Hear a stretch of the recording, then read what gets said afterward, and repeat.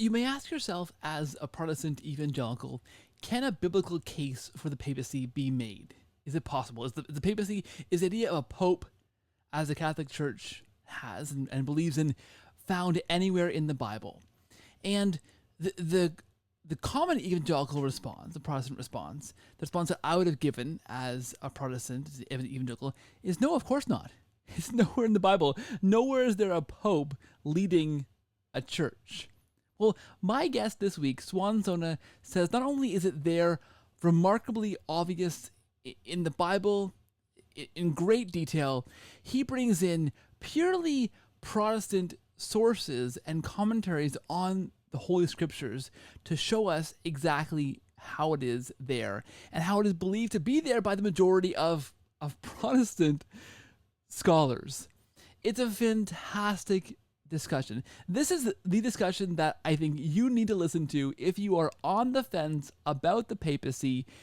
There's so much in here. He has packed in so much into our hour-long discussion. We can go easily for 3 hours or more on this. We barely scratch the surface. We use, I think, just one of his arguments to explain the papacy, one of many.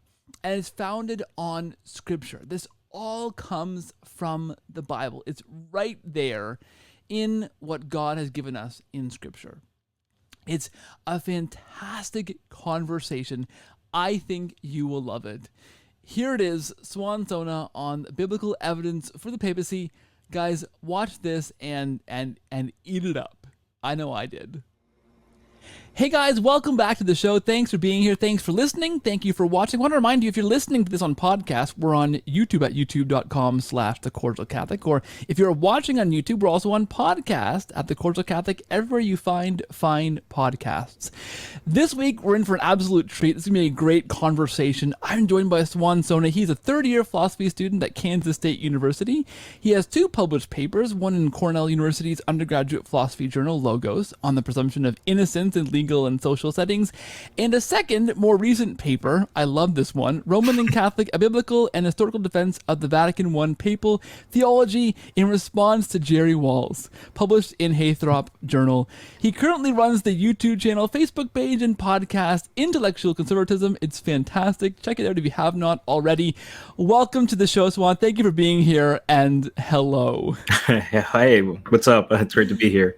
I'm thrilled to have you because, I mean, I love this paper on Jerry Walls. It's fantastic. Our topic today is the biblical evidence or biblical defense of the papacy, or where we find the papacy in the Bible. And Jerry Walls came out with this idea of the papacy and his critiques on how you can't find it in the Bible. And you're one of those guys who came out swinging right in response to him with just a fantastic response that really, I think, cut his argument down a few pegs, if I might say so. Destroyed his argument, but let's be generous, let's be cordial. A great paper and some great work you're doing. I love the podcast, the YouTube channel. It's fantastic stuff. And I understand, so our topic is going to be a biblical defense of the papacy. And I want to get into that, but I understand that you are, like myself, a convert. I'm a convert, listeners know, from evangelical Christianity. I kind of had this journey looking at the roots of the church and the roots of the Bible, and the papacy also figured in there, for sure. For me, more the logical case of the papacy to begin with. Like, how can we ever decide on what Scripture says or what a rule of faith should be without some kind of authoritative interpreter, which led me towards looking at where the authority lies in the church and the papacy. But come to find these arguments for the papacy from the Bible, which also I find very convincing and very weighty. How did you, what is your conversion story in a nutshell? Because listeners love hearing this. I love hearing this when I have a convert on the show. Can you give us like a 10-minute thumbnail sketch, if you can condense it that much, on your conversion journey into the Catholic faith? Yeah, of course. So, I started off as basically a Baptist. So, I grew up sola scriptura. I was familiar with Catholics have whack theology. You can't become Catholic, but they might be good people despite their theology and the crazy things that they believe about Mary and the papacy and so on and so forth. And so, growing up, I had a very good Baptist upbringing. So originally I'm from northeastern India. And my father came to the United States to study in the seminary to be a Baptist minister. And then my family and the rest of us, we joined him here in the U.S. And, I grew up in an environment that was very interested in theology, an environment that was very interested in the scriptures. And my parents raised me with a very good devotion to Christ. And I still maintain that devotion as a Catholic, you know, and in fact, it was my devotion to Christ that made me become Catholic in the first place.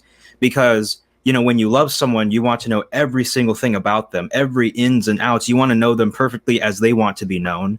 And when I looked into the scriptures, when I looked into church history, when I looked into the historical figure of Jesus and his Jewish context and what he meant to Israel and what he meant from the Old to the New Testament, I realized that, you know, as a Protestant, I had been deprived of some essential elements of Christ's identity. And that once you include these essential elements, you get the fullness of the person that you love. You see him as he wants to be seen in his fullness.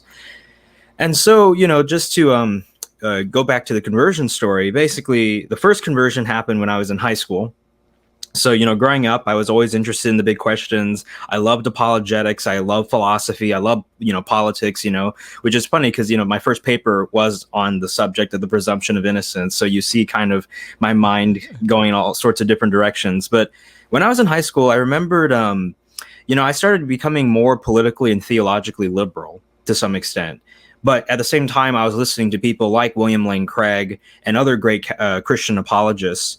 And I remember, like, you know, William Lane Craig and others, they made such a big point about follow the evidence no matter where it leads, right? And they said, you know, I heard a message by Robert George, who's a professor of politics at Princeton, and he gave a message called, you know, do not be ashamed of the gospel. And, you know, George is a Catholic.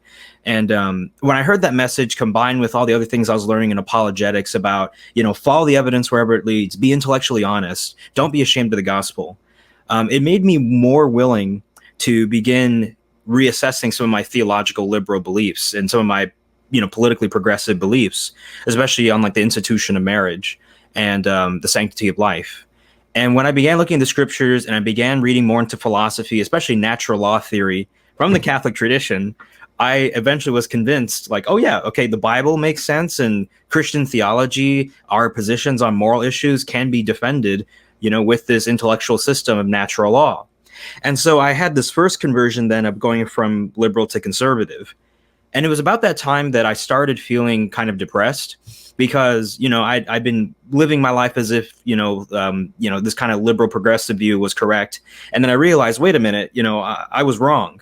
And I had to reassess everything. And I kind of felt as if I was in a spiritual wasteland, so to speak, like a desert. And then I ran across this documentary by the BBC titled Why Beauty Matters. And the documentary was hosted by a guy named Sir Roger Scruton. And in the documentary, he just talks about the centrality of beauty, the importance of the transcendent. He talks about our Christian heritage and how Christianity gave us this beauty and where we are now in this kind of ugly, you know, state of reality. And so watching that made me realize that, wow, beauty is such a deep existential need in my life. I need beauty alongside the truth and alongside goodness. And so, you know, that documentary and other things got me started on a preaching ministry. And so I started preaching in different Baptist churches at different conferences where, you know, I would discuss how do we get to secularism and how do we evangelize a culture that seems to have a very hard time believing in God and institutions. And, you know, one thing led to another, and eventually I'm in college, and it's the second semester of my freshman year, and we're taking a class called Medieval Political and Social Thought. And the whole premise of the class is to study how do we get to the secular age. And I'm sitting there in class and we're reading a book by Charles Taylor called A Secular Age. And lo and behold, as I'm reading through the class, we eventually learn that the Protestant Reformation led to the disenchantment of reality. Yeah. And when I read that, I was like, man, I don't want to be Protestant anymore. And there's, you know, there are a lot of reasons that we could get into. But I mean, one of the things that happened was, you know, post the Reformation. So post Reformation, a lot of people began saying, well, you know, for instance, I think Thomas Hobbes, he says Aristotle's a tool for the Pope. And then you remove Aristotelianism, and then you get the scientific revolution and a mechanistic view of reality. You put those two historical contingencies together, and then you get this materialist view of the world. Or you remove the sacraments, and then you stop viewing material reality as having any spiritual transcendental significance, right? Or even the idea of, even after the Reformation, they couldn't even agree on the interpretation of Scripture, and everyone had their own idea. They were totally cut off from that theological tradition going back, at that time, 1,500 years to Christ and the apostles. And so they had to recreate the world. They had to recreate their theology. And in the process, they just had to develop this ideology of let's agree to disagree. So they had to develop basically the core tenets of liberalism. And then, of course, that gets us into the Enlightenment and all sorts of things and so on and so forth. And at that point, I just said, I can't be Protestant anymore. I don't want to do this. And then at that moment, a Catholic friend of mine by the name of Olivia Rogers, she is a law student at Notre Dame right now. She came up to me and she said, "Hey, Swan, do you want to go to Mass with me this Sunday?" And I said, "Yeah, I want to see what the Catholic Mass is like." So I went to Mass. I loved it. Every single Sunday I went to Mass. And then the summer goes by and I finally have a time to kind of like breathe and reflect on my first year in college. And I spent a lot of time with children, because my dad, he has a neighborhood center, and he works with inner city youth. And so I got to work and volunteer and help. And being around those children kind of made me realize what Jesus talks about. In order to enter the kingdom of heaven, you have to be like a child, right?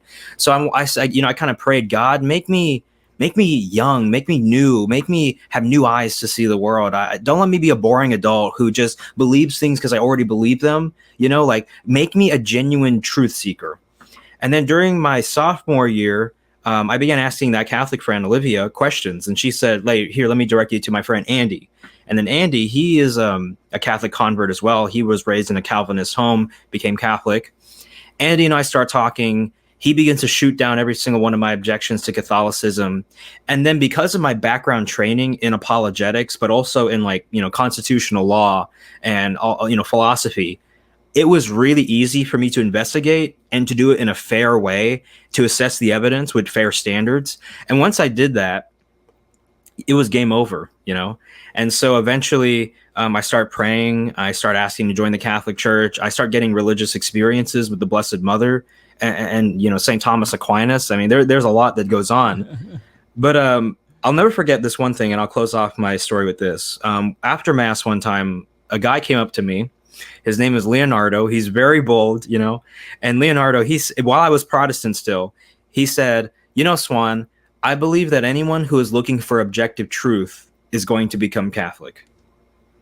And I was like, dang, that's a heavy claim. But for me, that didn't turn me off, because I was like, okay, let me test it. Let me see, And so I tried my best to be fair to Catholics. I tried my best to be fair to Catholicism. And I guess what biblically did me in was one is that realizing that justification, that the Protestant view of justification doesn't make a lot of sense, and that the Catholic view seems to be what I already had believed all along. Seeing the typology between Mary as the Ark of the New Covenant, that really got me going. And then also the papacy. That one kind of oh, wow, that blew me away. I love that story. We'll circle into that papacy in just a minute, because that's the topic of our conversation. There's so much in there that I'd love to unpack, and I'll have to have you back for a longer episode. Yeah, sure. Because it's fantastic. It reminds me of Rob Coons. You had it on your show, I think, before, Dr. Rob Coons. Oh, yeah. Philosopher, Lutheran convert. I had him on this show talking about his journey, and he did a very similar thing. His background in philosophy, he kind of deconstructed very systematically his Lutheran beliefs and the Catholic beliefs and compared them in a very systematic way, and came out with his book called A Lutheran's Case for Roman Catholicism, right? Which was, he actually wrote it and finished before he became Catholic. He had finished that book and became Catholic shortly afterwards. And it reminds me too, I had Dr. Brad Gregory on this show as well, who on the idea of the unintended consequences of the Reformation, right? Which is, for me, I mean, that interview, I'd read his stuff before, I'd seen some of his lectures online. I read him a little bit, but having him on the show, he's a fantastic guest to speak to. I mean, it's mind-blowing stuff, like you obviously encountered, realizing what the Reformation did to society, not just the church, but society, and how it fundamentally shifted the framework of almost everything in the Western world, how we see things, our sense of reality, our sense of the importance of the sciences and religion and all these things, that the huge shift. I mean, I remember reading this giant tome on the Reformation. I can't remember who it was, who had written it, but kind of early on in my conversion, and encountering this idea that essentially these different Protestant reformers were shopping around their version of Christianity, their interpretation of the Bible, to different princes across Europe, right? Trying to find people who would kind of support them in their version of Christianity, and realizing how right away how disjointed it became at the Reformation, how Christianity was kind of torn apart, and then those unintended consequences, like the Enlightenment, right, and these kinds of things, fundamental for me as well. And then I think just to your last comment there about, if you're seeking objective truth, you will become Catholic. I love that. I love Leonardo. Shout out to Leonardo. That's awesome. It reminds me of Peter Kreeft's challenge, his famous challenge to non-Catholic Christians, which was that Jesus says he is present in the Eucharist. Like, we believe this as Catholics because Christ says this in John 6, and the church has taught this. So if you want to test that, he says, go to a Catholic church during adoration and just kneel and pray. And if Christ is there, he will show you. Like, I love that, just that bold challenge, right? Kreeft is taking Christ at his word and saying, yeah, just go try it. Test it. He's bound to draw you in. And so, I know lots of actual converts who've gone to Eucharistic adoration and become Catholic. As a director of all of that, I don't know, but I'd be curious to know who's taken that challenge and who's become Catholic in the end, because that's a fantastic challenge. But I think you're right. I think we see this too in our discussion of the papacy. As an evangelical, I had a lens that I read the Bible in, how I understood church history through a very evangelical lens. But as you say, I think once you begin being at least fair to the Catholic Church and fair to church history as a whole, and really investigate your understanding of interpretation of the Bible, I think you at least begin to see, if not become Catholic, you see why Catholics believe what we believe, and the meat of why we as converts become Catholic. It's pretty. We're not becoming Catholic for ridiculous reasons, or for profit, or for some kind of prestige. We're following what we see as the truth, and I think if someone is intellectually honest, I think that and investigate that, I think they'll at least begin to see what we see, if they're really open and willing to investigate that, right? Yeah, and that's the biggest thing too, like just simply being fair to Catholicism. That will do wonders in terms of, improving the dialogue between Protestants and Catholics. But, also, like, for instance, when we talk about like papal infallibility or these ideas, when we explain that papal infallibility doesn't mean papal impeccability, that like the Pope is just always a perfect, morally perfect man, and he's always going to get every single theological opinion right. Like, no, that's not what we believe. Yeah. But nonetheless, people will continue hoisting that straw man upon us and saying, no, that's what you believe, and it's just a way to avoid the question. It's a way to avoid an intellectually honest discussion on the particular issue. And, even with like typology, right? People have said, Swan, your case for the papacy depends upon typology. And it just amazes me, because I'm like, typology is in the Bible, right? That typology is in the Jewish literature during the time of Jesus. There are typologies in scripture that are not explicitly pointed out, but are clearly there, such as the parallels between Jesus and Moses, and so on and so forth. And so, as you said, being fair to Catholicism, that's like the biggest step forward in terms of actually saying that you honestly looked at the question. Yeah, for sure. And typology is, I had Lawrence Feingold on this show very, very early on when I began this podcast. And we talked about the church in typologgy. And I was so naive, Swan. I was so naive. I asked him, I said, well, where is the Catholic Church in typologically in the Bible? Because it doesn't seem like it's very obvious from a Protestant reading. And he said, actually, I think it's so obvious and so everywhere that we miss it. And then began to unload for 2 hours on my show about where you find it. But some of these things are so obvious. But again, we have these lenses on as evangelicals, as Baptists, as a Pentecostal, that we are reading the Bible through, that it's hard to see what's plainly there if we're not. We're not trained not to see it, but we're trained to read the Bible in a different way that sometimes we don't see it, right? As a result of that kind of training. So let's do this for the papacy then, because you have a fantastic biblical defense or biblical kind of exegesis of the papacy. Where do you begin to unpack the papacy in the Bible, because again, like Yeah. I'm saying here, as an evangelical, I can read my Bible and not see anywhere the papacy. I see the primacy of Peter. I think that's hard to deny as an evangelical, and I certainly would have said, yeah, Peter is first among the apostles, but after the apostles all died, that ended. There was no succession. There was nothing else. Nothing expected of that. They lived, died. That was it. As a Catholic now, I see that was kind of a silly, because even the first Christians after the apostles saw themselves in succession with the apostles. But where do you begin to give a biblical kind of defense of the papacy? Yeah, so the most important thing about making the case for the papacy is by acknowledging that it's Christocentric. And by that, I mean that the papacy is fundamentally based upon the identity of Jesus Christ. And so, for instance, like when I make the argument for the papacy, I'm not basing it off of simply what Peter said about himself or what some other guy said about Peter. I'm basing it off of what our Lord Jesus Christ said about Peter. And that's why, as I mentioned before, in my devotion to Christ, I put Christ first and foremost. And that's why, for me, the case for the papacy is so compelling, because it begins with the identity of Jesus. In particular, we know that Jesus is the Messiah, but we don't always really know what that means in its entirety, right? So Messiah comes from the Hebrew word of basically the same name, Messiah, and it deals with one who's anointed, right?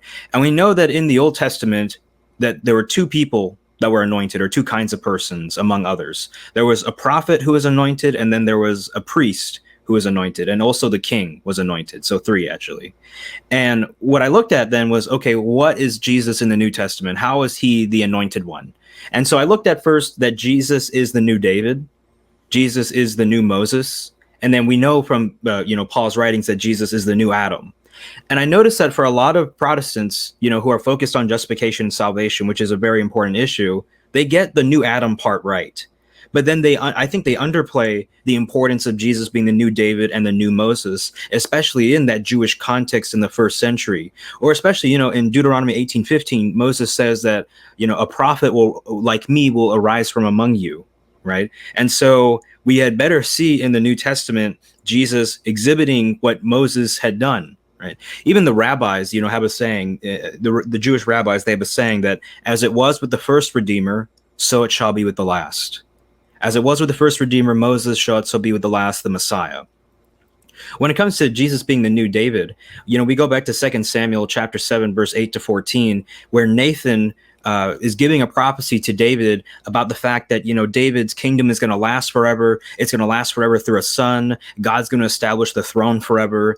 And then you look at Luke chapter 1, verse 32 to 35, and that's explicitly what's said. That 2 Samuel passage is brought back into the New Testament during the Annunciation, where, Jesus, where God says that he will, or the angel says that he will establish, this son's throne forever, his father David, and so on and so forth. And so Jesus is a king, he's a prophet, and he's the new Adam.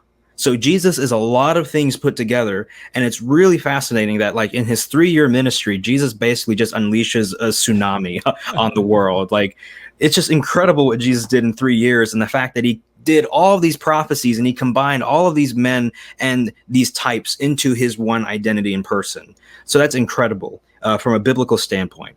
Okay, so then that's where I start off. Now let me just talk about how this gets us to Peter, right? So we know, for instance, in Matthew 16 and 19, and John 21:15 and 19, these are the two verses that, the Catholic Church brings up the most in terms of justifying its pet shrine kind of interpretation, right? This idea that Peter was given a primacy among the apostles. It wasn't just one of honor, but one of actual jurisdiction. And with these two passages, I mean, Luke 22, I think it's Luke 22 or 21. That also gets thrown in when Jesus talks about taking care of his brothers. But I think these two particular passages are actually the strongest ones. And so in Matthew 16 and 19, Jesus and the apostles, they're going to Caesarea Philippi, and they stop, and Jesus says, who do people say that I am? Right. And all the disciples are saying, some say Elijah, some say Moses, some say, a prophet. Right. And then Peter says, thou art the Christ, the Son of the living God. Thou art the Messiah, basically, the Son of the living God. And then Jesus says, blessed art thou, Simon Bar-Jonah, for flesh and blood have not revealed this to you, but my Father in heaven. what's brilliant is that already then, Jesus says, flesh and blood have not revealed this to you. We know that that's a Semitic word, flesh and blood, that phrase. It's a Semitic phrase to describe the natural world, right? So he's saying flesh and blood have not revealed this to you, but my Father in heaven. And then Jesus, declares that Peter, or he changes Peter's name from Simon to Peter, and says, upon this rock I'll build my church. The gates of hell will not prevail against it. Whatever you bind on earth shall be bound in heaven, or I'll give you the keys of the kingdom of heaven. Whatever you bind on earth shall be bound in heaven. Whatever you loose on earth shall be loosed in heaven. Okay, so already Jesus then is saying remarkable things about Peter. Now, how does this get us to the papacy, right? Okay, so first, what I first point out is just what exactly are we defending when it comes to making the case for the papacy? And so here's like a nice thesis. Christ established a successional Petrine ministry that is supreme and infallible. Okay, so with that in mind, like now we know what we're kind of looking for in the Bible, if there's going to be a case for the papacy, if the Catholic claims are true. Here's the argument that I'd make. Matthew 16:19, when Jesus says, I'll give you the keys of the kingdom of heaven, is a typological parallel to Isaiah 22:22, when when God is talking to Eliakim, and he says that, I'll give the tunic and girdle of Shebna, who was a corrupt prime minister over Israel, and I'll give you his tunic and his girdle, and I'll give you the key of the house of David. And then this is what God says. He says, then I will put the key of the house of David on his shoulder, that is Eliakim's shoulder. When he opens, no one will shut. When he shuts, no one will open. What does Jesus say in the New Testament? I will give you the keys of the kingdom of heaven, and whatever you bind on earth shall be bound in heaven, and whatever you loose on earth shall have been loosed in heaven. So then how do we know that this is a typology? How do I know that I'm not just seeing random parallels, right, from the old to the new? So in order to establish a typology, one of the places you have to begin is this idea that, okay, would you expect there to be a typology in this particular circumstance, right? Well, given the fact that Jesus is the new David, that he's the son of David, and that he's destined to rebuild the Davidic monarchy, we already see in Matthew 16:19 and the alleged parallel with Isaiah 22:22, good, solid theological starting points. Okay, because, this is not something random about Jesus' identity or something out of left field. We're building off of this new David typology, with this being a particular instance of it. And so the first thing I'd point out then is that, one, we have parallel structures. So God gives the keys of a kingdom to a person whose decisions are secured by God's promise. That happens in both passages. We see secondarily that the religious context in both passages is similar. So in Isaiah 21:15-16, we see that God explains that Shebna was a corrupt leader who defied God by picking a tomb where God did not approve. In the New Testament, we see that when the apostles and Jesus go to Caesarea Philippi, right, there was a rock of pagan worship that stood there. It was dedicated by Philip the Tetrarch to Caesar in Rome, or Caesar Augustus. And it was a place of pagan worship. The deity Pan was worshipped there. And then when Jesus even mentions, the gates of the netherworld, as various scholars have pointed out, I think in the Erdman's Dictionary of the Bible, and even Ben Witherington III in his commentary on Matthew, the pagans believed that there was a stream that led down in Caesarea Philippi to the netherworld. And so then Jesus is mentioning basically it's almost a polemical kind of stance that Jesus is taking here, because he's saying, no, my rock will last, not the rock of the pagans. I'm building my temple here in the place of the pagan gods. And so we see this theme then of going from corruption to purity, where we have the corrupt rock in Caesarea Philippi to the new justified good rock, which is Peter. And then likewise in the Old Testament, you see corrupt prime minister to the good prime minister, right? The third parallel is that we have a similar political context. So in both contexts, Jerusalem is destroyed very soon after the keys are given to the good prime minister. So in the NRSV Harper Collins Study Bible, it says, as it notes, both received their keys before the fall of Jerusalem. Quote, Shebna's office as promised to Eliakim, who apparently replaced Shebna before the siege of Jerusalem. Isaiah 36:3, 2 Kings 18:18. Likewise, we know that Peter received his keys before the destruction of Jerusalem in 70 AD. And, interestingly enough, with the destruction or the siege of Jerusalem in the New Testament, it happens on the 9th of Av on the Jewish calendar. The Romans use the same tactic as King Nebuchadnezzar. So there's already like a typology that's going on with the history of the political and religious context of the scriptures. As I mentioned before, number 4, Jesus is the new David. Number 5, we know that Jesus cites Isaiah 58:6 and 61:1-2 when he reveals in the synagogue that he's the Messiah, Luke 4:16-21. And so therefore that means that when Jesus bringing up Isaiah in this context again, especially after his identity as the Messiah has been revealed by Peter, it is not out of the ordinary, so to speak. It has a good kind of pattern with what's there in the rest of scripture and the profile that we can build on the person of Jesus. The invocation of Isaiah is not awry. And then the 6th point that I would make is that there's widespread scholarly recognition of the fact that there's a typological parallel here. So, for instance, the prominent Protestant scholar Craig L. Blomberg, in a commentary on the New Testament use of the Old, writes, quote, "The keys of the kingdom, 1619, almost certainly is based on the identical metaphor in Isaiah 22:22." Or even the New Bible Commentary, quote, "The phrase 1619 is almost certainly based on Isaiah 22:22, where Shebna the steward is displaced by Eliakim and his authority is transferred to him." Or even Patrick Gray in the Rutledge Guidebook to the New Testament, published in 2017, he writes, quote, "Many scholars discern an allusion to the ancient Israelite practice of the king granting authority to a prime minister who, as holder of the keys of the house of David, is deputized to make binding decisions on his behalf." Okay, so we see this widespread scholarly recognition. It's not just Catholics in the corner, reading the Bible and saying, "Oh yeah, no, look, we have a case for the papacy." No. It's also found among the prominent number of New Testament scholars. And I would even challenge people today to go out into their, Bible, their bookstores or their library and look at New Testament commentaries that are respectable, up to date, from academic sources. Almost every single one of them will mention the Isaiah 22:22 parallel right here. I've not found a single commentary that is respectable, right? So, for instance, it's published by a scholar who doesn't, who isn't writing for a denomination, or he isn't writing just to promote his own, kind of theology, but he's like just trying to do honest research, right? You'll find that most of them will say, this parallel is valid, or this parallel is there. They'll mention it. And so, aside from that, we see then that there is a good typological parallel between both of these passages.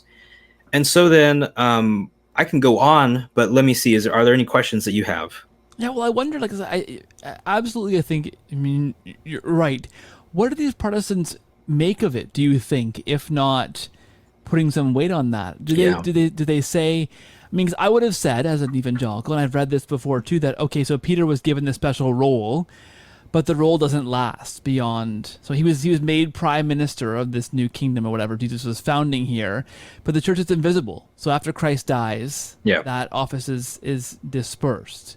Is that what they make of it, or do you know what they would say in response? Yeah, so some of them will say that the office of prime minister only lasted Peter's tenure, and that's it, and then it was gone. So Leander E. Keck in the New Interpreter's Bible Commentary, he mentions the consensus that, at least among scholars, they'll say that Peter has a unique, unrepeatable role.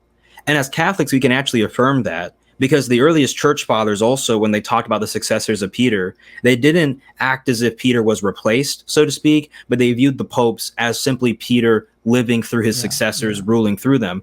And in fact, in I think it's 1 Chronicles 28, when it talks about the creation of the temple in Jerusalem, David likewise talks about, even though he knows that he's going to die and that, one of his sons is going to complete, the temple, Solomon, he says that he'll rule through his son, even after his death, that he'll rule through his successors. And so this idea then of ruling through succession and what Keck says in his commentary, those go together. And so we can affirm that as Catholics. Some of them will mention, like, some people say, he's a steward or, a prime minister, but, we don't know. And then the interesting thing about that, though, is that, I could mention even more parallels, such as in the Urban's Bible Dictionary or other commentaries that make the point, well, no. By giving Peter the keys and making him prime minister, Jesus makes him second in command, prime minister over the new Israel. And this is coming from predominantly Protestant scholarship. Yeah. So, I make a big point in my paper in response to Jerry Walls, basically not to use any Catholic sources except the church fathers, but that's it. Yeah. Yeah, it's so interesting. And I guess one of the things, I guess one of the things that it's interesting for a Protestant audience, and for me as an evangelical, I read my Bible. I love my Bible. I was kind of illiterate in my Old Testament, New Testament kind of typology. I mean, Oh, yeah. it wasn't something that we focused on in reading our Bibles. We would, of course, say that there are these prophecies that prophesied Christ coming and these connections between the Old and the New, but our version of that were just merely some Christological typology happening there. We rarely branched out beyond that. We had nothing to do with Mary, nothing to do with the priesthood or with Peter or all these other ideas, the Eucharist, all these other things that are clearly typologically indicated in the Bible. Our reading of the Old Testament was so, I mean, it was missing some books for one Yeah. thing, but it was so paltry compared to how the Catholic Church, I mean, I wish I could take my evangelical self now and shake me by the shoulders and say, look, the Catholics take the Bible more seriously than you do. You think you're more biblical as a Christian, as a non-Catholic Christian, but the Catholic Church, in my view, now as a Catholic, takes the Bible that much more seriously because we dig in, we intentionally look at the Old and the New and try to see the whole complete picture of salvation history in a much more fulsome way, I think. Yeah, I mean, and like it just always surprises me. Like, one is that I've noticed that a lot of the Protestants that I've been in conversation with, they have not kept up with the New Testament scholarship at all. Among New Testament scholars, a lot of the Roman Catholic interpretation is being backed up, or a lot of people are now saying, "Wow, we were really unfair to Catholics." Yeah. When they start realizing and they start doing the hardcore research into the Jewish roots of Jesus, they start actually applying honest historical methodology. Yeah. They start realizing, like, oh, wait a minute. That's where they got the idea of, for instance, apostolic succession, the power of the magisterium to declare doctrine on faith and morals, or so on and so forth. The second thing is that, yeah, I mean, as a Catholic, I feel like, honestly, the Catholic Church does a way better job of bridging the two testaments. And, Jesus never intended to totally break away from the Old Testament. Even, Jesus says, I've come to fulfill the law, not to abolish it, right? Jesus comes to fulfill and complete what had been foreshadowed, what is yet to come. And even when Jesus says things like, I've come to save the lost sheep of the house of Israel, like he says things that are very Jewish. And there's a reason why, because if you know the context of the Old Testament, or even, I think I talked to Lee Martin McDonald about this on my show. He's the world's leading scholar on the New Testament canon. He talks, or the biblical canon in general. He talks about how I think it's the book of Maccabees, in one of the Gospels, it mentions that Jesus goes to like some feast of dedication, right? And then he mentions, like, I think this is Lee Martin McDonald, if I'm not mistaken. He mentions the fact that if you don't have Maccabees, then you don't know what that festival is or what it's about. Yeah. And so, like, you literally have gaps in your Old and your New Testament if you don't have the full canon, or even you have an impoverished understanding of the New Testament if you don't see how the Old connects to it. Yeah. Well, I mean, I had Gary Machuda on this show a number of times, and he's written the definitive book for lay people, why a Catholic Bible is bigger, and has a great YouTube channel called Apocrypha Apocalypse. And we had a conversation about, because this to me is a huge problem for Protestants, the fact that, okay, if you base your faith on the Bible, and the Bible has removed books that were there for the first millennium and a half of the Bible being a thing, or the first 1,000 years at least, the Bible being a thing once it was codified, put together, you're missing something that the Christian faith needs to have if the Bible is your sole thing, and it's missing some books, right? And we talked about these different things, different very Catholic practices that we see in Maccabees and in these books of the Old Testament that aren't in Protestant Bibles anymore.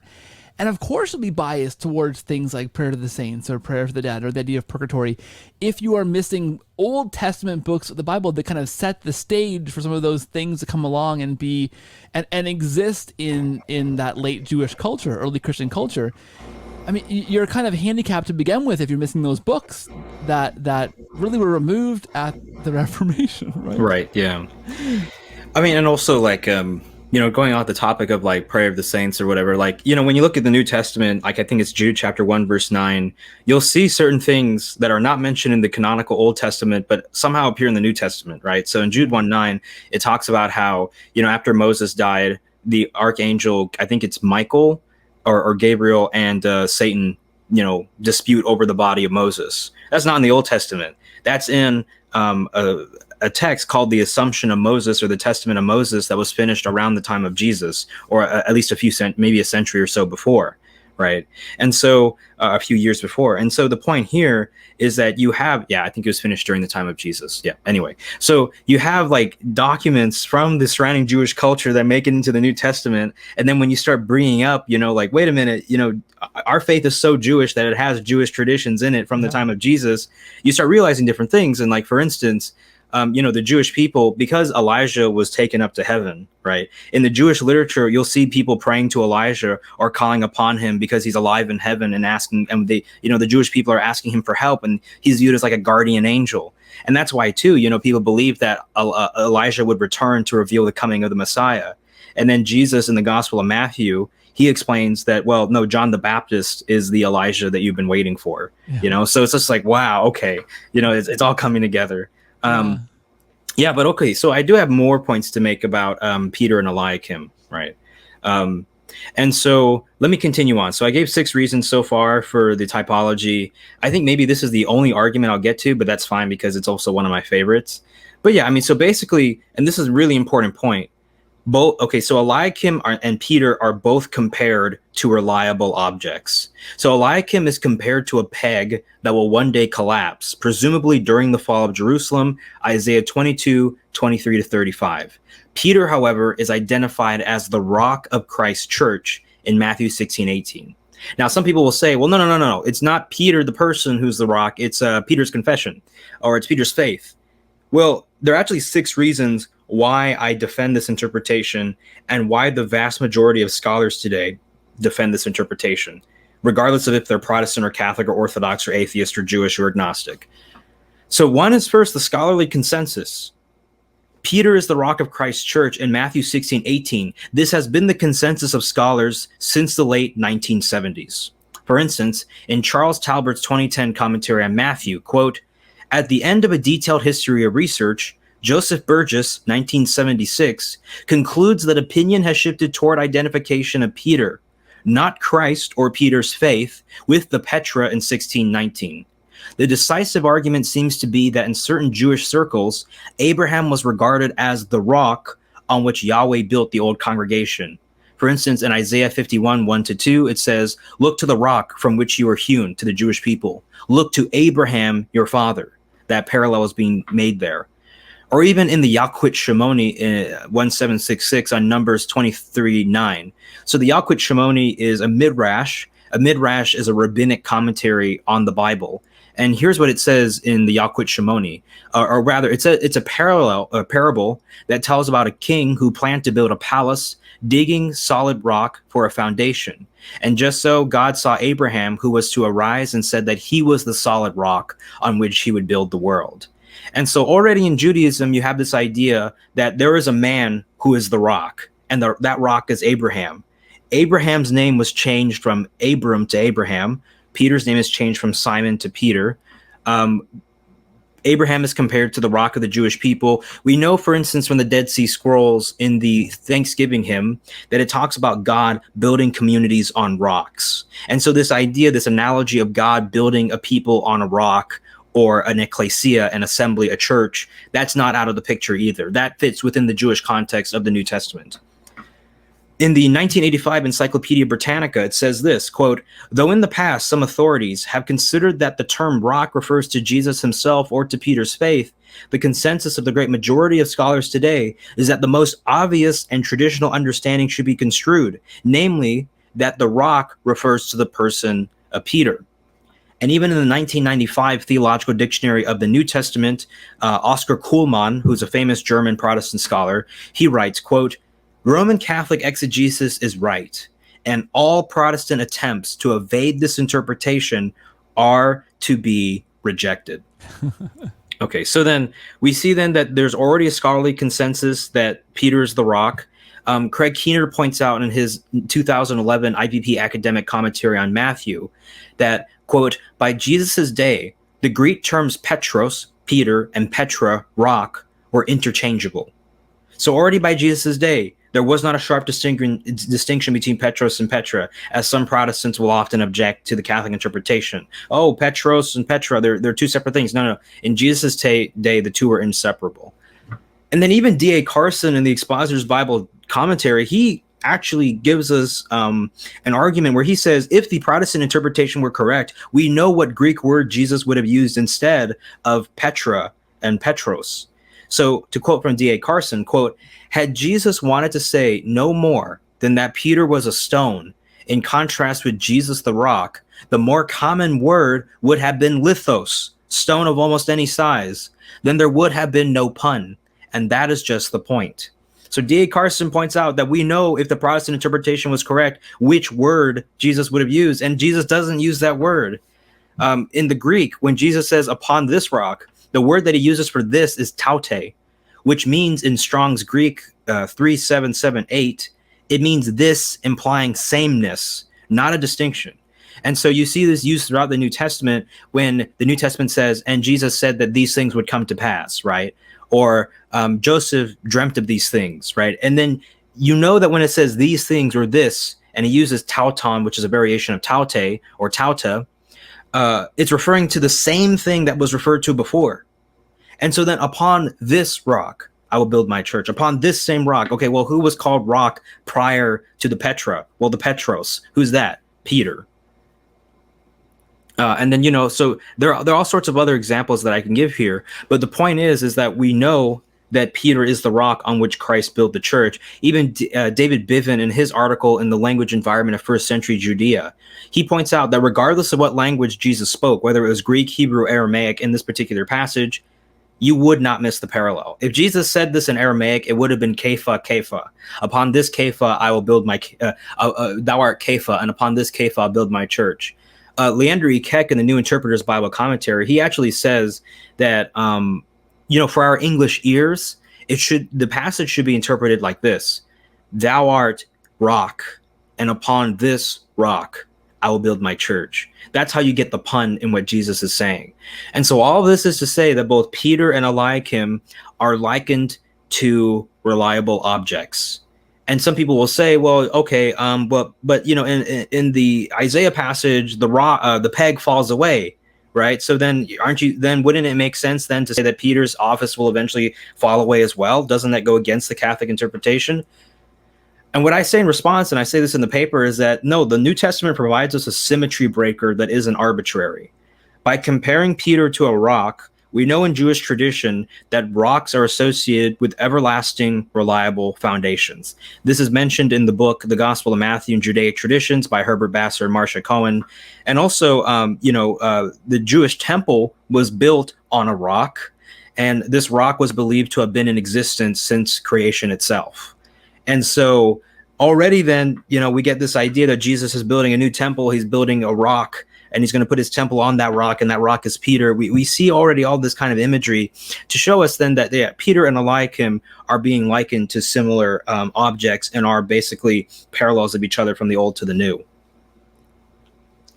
Yeah, so then, I can go on a little bit too, and I don't want to go on for too long, but there are a lot of things that I can say about this particular argument already. So one of the things to point out as well is in Roland DeVoe's book. Roland DeVoe was one of the early archaeologists who got to excavate the Dead Sea Scrolls. He writes in his book, Ancient Israel, Its Life and Institutions, quote, in Israel, the powers of the master of the palace were far more extensive. That the master of the palace is the prime minister. And the similarity between his functions and those of the Egyptian vizier is even more important than the verbal resemblances. This vizier used to report every morning to the pharaoh and receive his instructions. He saw the opening of the gates of the royal house, that is, of the various officers of the palace, and then the official day began. All the affairs of the land passed through his hands. All important documents received his seal. All officials were under his orders. This is obviously the dignity which Joseph exercised according to Genesis. He had no one above him except the Pharaoh, and he was appointed over the whole land of Egypt. He held the royal seal, Genesis 41:40-44. And to describe his dignity in the Bible, it says that Pharaoh put him in charge of his house. He made him, in fact, the master of his palace, Genesis 41:40, 45:8. Like the Egyptian vizier, the master of the palace in Israel was the highest official in the state. Eliakim's name comes first in the list of 2 Kings 18:18. He alone appears with the king in 1 Kings 18:3. And Jotham, another prime minister, bears this title when he acts as regent of the kingdom, 2 Kings 15:5, as the vizier did in the absence of the pharaoh. Okay, so this is what I just want to point out. Like Eliakim, Peter's name also appears first on the list of the king's disciples. Mark 3:16-19, Matthew 10:2-4, Luke 6:14-16, Acts 1:13. Matthew 10:2 even calls Peter first, or protos. To quote Dale Allison from the Oxford Bible Commentary, quote, which is meant not just first on the list, but a privileged status. Judas, the most dishonored, is last, end quote. And this is what, kind of still surprises me to this day, Keith. Some people will say, oh, there's no Petrine primacy in the Bible. All the apostles were equals. Why do you focus on Peter so much? It's like, have you read your New Testament? Have you been keeping up with the scholarship? They're all pointing out that Peter was this apostle who was given a special recognition. Even I have a book on my shelf right now by Martin Hengel called Peter, the Underestimated Apostle, pointing out that no, people have downplayed the importance of Peter big time in the New Testament. And so with all this in mind, then, what we see then is that Peter and Eliakim are typological parallels. We see that Jesus rebuilds the Davidic monarchy. And that means then that he also rebuilds the office of prime minister, because that is what it means to give the keys to someone, to give them this particular authority. Because we know the keys not only have the function of opening the offices in the palace or open up the kingdom to foreigners, but it also includes the power, or rather it serves as a symbol of the prime minister's authority to be second in command to the king. And so then you can start seeing where we get some ideas on papal supremacy from. Yeah. I don't want to interrupt you. This is so fantastic. I'm just enthralled listening to you unpack these ideas. It just goes to show, some of the things that I would have bought as an evangelical, bought into the idea, because I would have heard this too, right? That they're referring to this small pebble, not this rock. Or it's Peter's faith they're building this on. A rather, I want to say simple, but this is nothing simple about your argument here. But not necessarily a deep dive into just the Greek will show you that this wasn't the case. And Craig Keener is an evangelical, a Protestant source, fantastic scholar of these of the New Testament, right? He's famous for digging into those small details of the New Testament and really explaining the background of those things. So he's a guy that I trust, and not a Catholic saying that at this time, right? These words for rock would have been the same, been synonymous, right? In a sense. So, a lot of these things, and again, let's go back to what you said at the beginning of the interview. I think what I found too is once we're actually honest with honestly looking at Catholic scholarship, looking at what the Catholic Church actually believes, looking at recent scholarship, once we begin to let down the guard of those things we think we know about these arguments against the papacy, and begin to be more open to seeing what even Protestant scholars are saying about these things, there are these consensuses that you have to, if you are a Protestant, wrestle with. Say, this is how people understood this, or the majority of people understand this to mean this thing. We see this as an institution, this prime ministerial office that continues. You have to begin wrestling with these things as a Protestant. Yeah, and as I said before, when people keep on raising the argument, oh, Peter and rock are two different things or two separate things, or no, Jesus declares himself the rock of Matthew 16:18.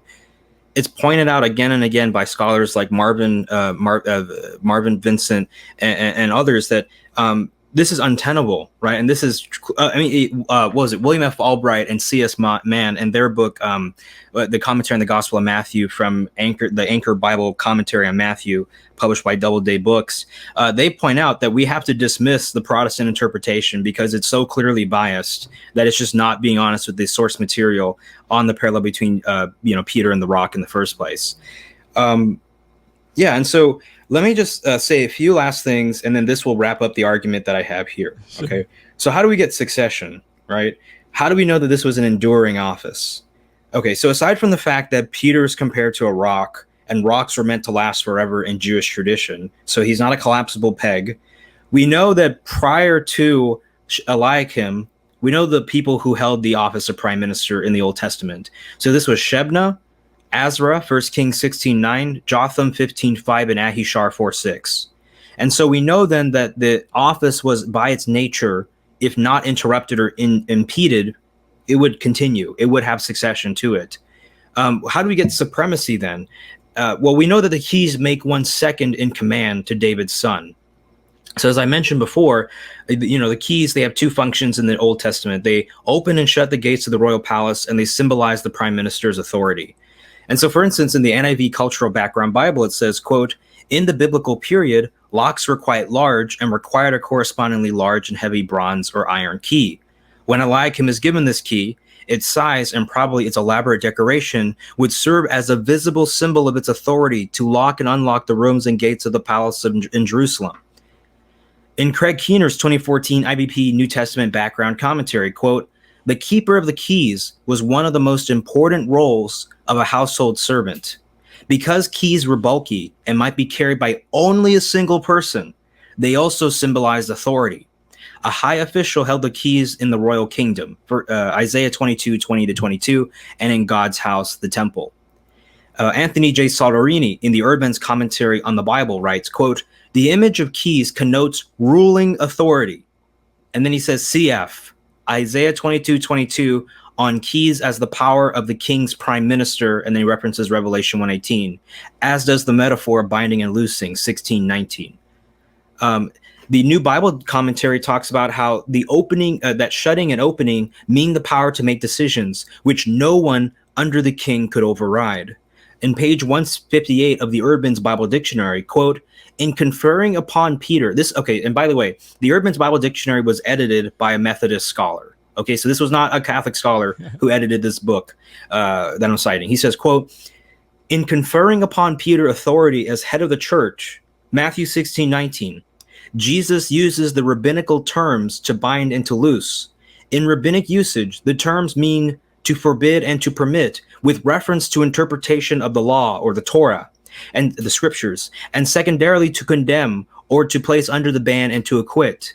Thus, Peter is given the authority to determine the rules for doctrine and life by virtue of revelation and the subsequent leading of the Spirit." And they cite John 16:13. "And to demand obedience from the church, reflecting the authority of the royal chamberlain or vizier in the Old Testament. See Isaiah 22:22. So you see in all these different places, people are pointing out, no, Peter has this unique position. Some people will say, well, but God gives the power to binding and bind and loose, right, to the other apostles. So that means that Peter isn't so unique. In W.D. Davies and Dale Allison's commentary on the Gospel of Matthew, the New International Critical Commentary, they point out that just because the other apostles get the power to bind and loose, that doesn't mean they get the keys, right? Yeah. They point out that Peter has a unique position because, for instance, if there was nothing unique about Peter, then why does Jesus go through the trouble of mentioning all this stuff just for him? Why doesn't he just say, in Matthew 18:18, where he mentions the binding and loosing again, oh yeah, and all the apostles, you all have the power to bind and loose. Why does he give Peter all this glory and for the split moment? It seems to be unfitting if Petrine primacy were not true. And so I can go into various other arguments, but let me just point out some recent research that I've been doing on this argument, right? So I've been looking into Egyptology and ancient Israelite archaeology. And so I have a book, let's see here. It's on my shelf. It's called In the Service of the King. And it's by, Nili Sasher Fox. And so it's the most recent work that's been done on the Israelite kingdom in Israel and Judah. And so what she points out is that not everyone, okay, so this is interesting. So a lot of biblical scholars still defend Roland de Vaux's interpretation of Peter as second in command to the king.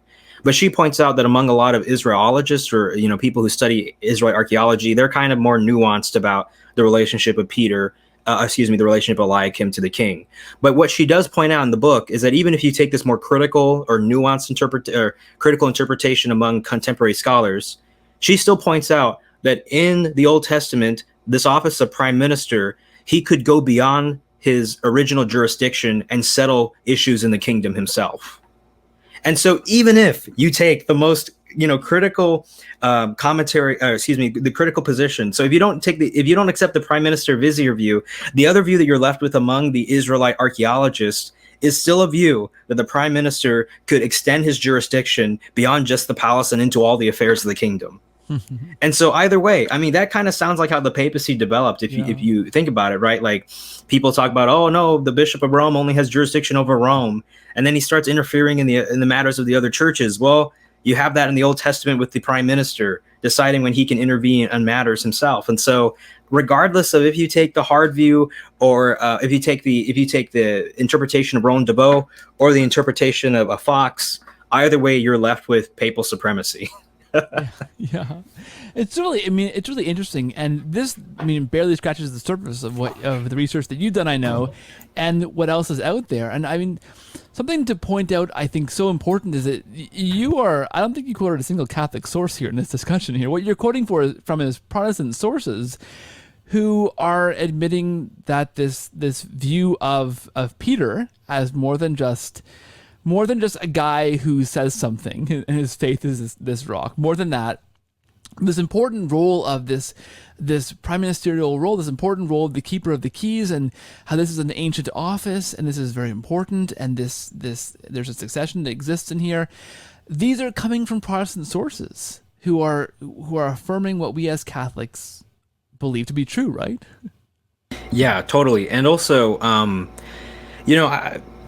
it always fascinates me because, I originally thought like, oh yeah, there's going to be a debate on if Peter's the rock and if this typology is valid. And then I started reading and they were saying like, oh yeah, we can be almost certain, right, that this typology is, the typological parallel is there, or no, we have to stop saying that Peter's not the rock, or whatever. Like, it blew my mind because I started realizing, wow, like the Catholic position has so much more merit and credit than what it's given. And that's why I'm so happy in my work to popularize and defend it so rigorously. And it's been a while since I've seen any other Catholic scholar like really bring in all the Protestant sources together on this. And so that's why I'm happy to be doing this in my own work. Let me close off by just talking about infallibility and then making a final remark on why I find the papacy beautiful. Yeah.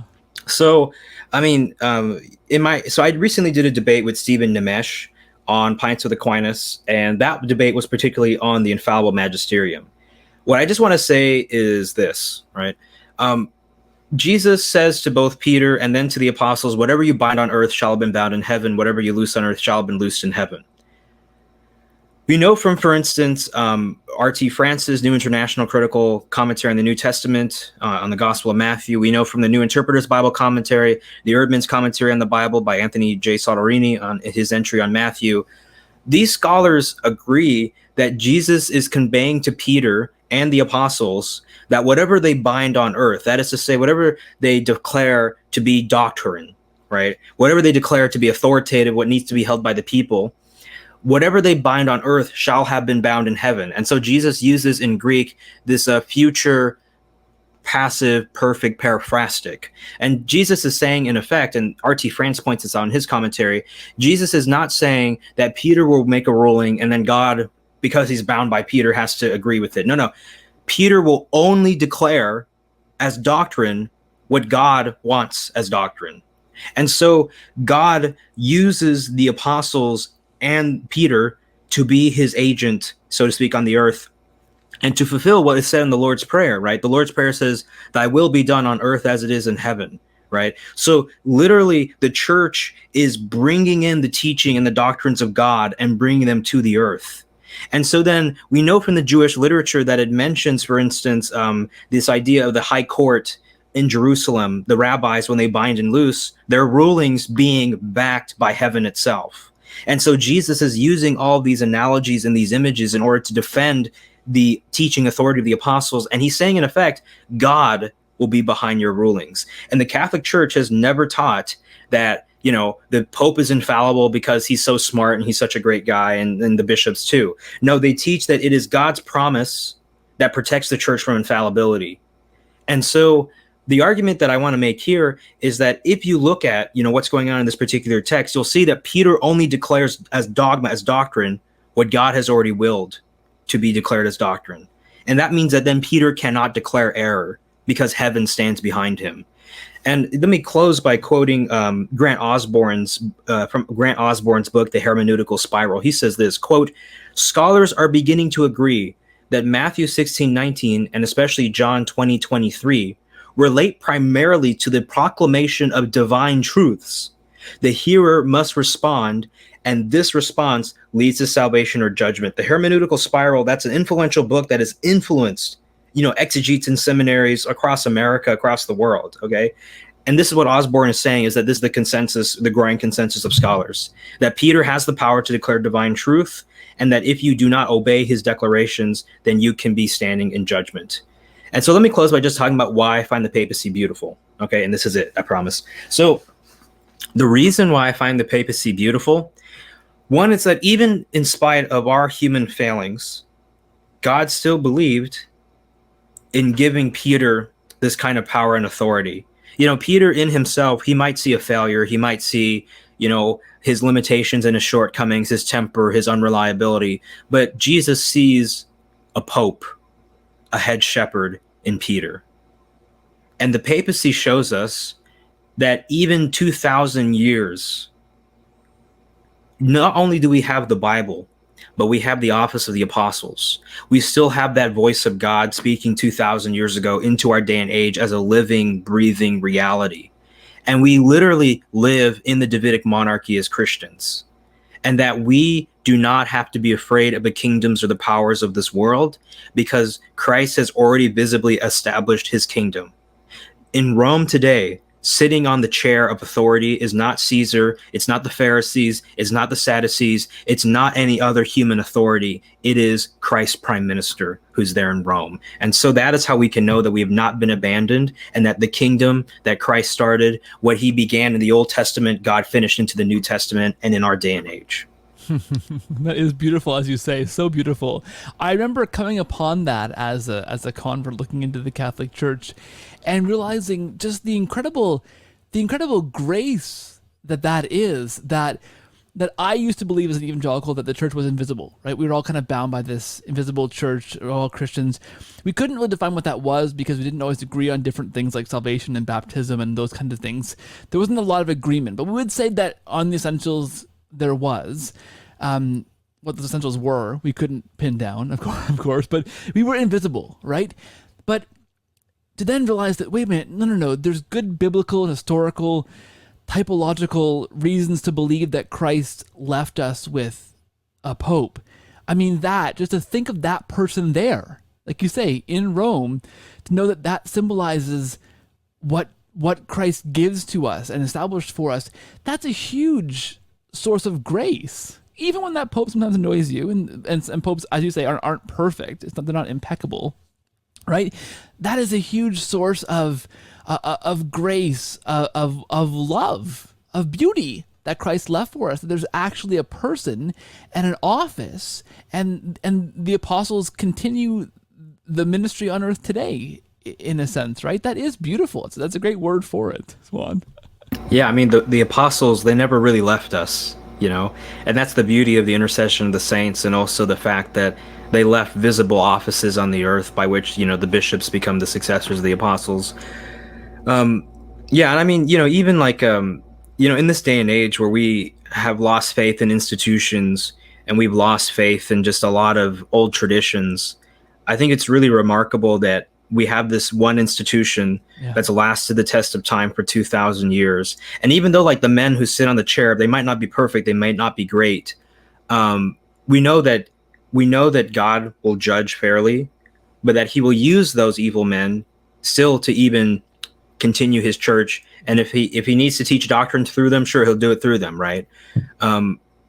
But one last point that I want to mention too is that in the New Testament, it talks about how we are to be, partakers in the divine nature. It talks about how one day we will judge the angels. It talks about how one day we will rule with Christ. And so as Catholics, because we are in the kingdom, because some of us, for men, we can possibly, have these chairs of power and teaching authority. God is already using the kingdom that he's built on the earth to prepare us for the eschaton, for the end of the world. He's giving us the office, he's giving us the chance to rule with him, if only we accept that grace and endure until the end with him. And so that's a beautiful reminder then of why, the visibility of the church and its bishops and its prime ministerial office under the Davidic monarchy. It's a reminder that Christ has not left us, that the New Testament never ended, and that history, that voice, that gospel, that triumphant Son of David is still ruling on the earth. That's fabulous. Amen. I think we could just end right there. That's a perfect spot to go.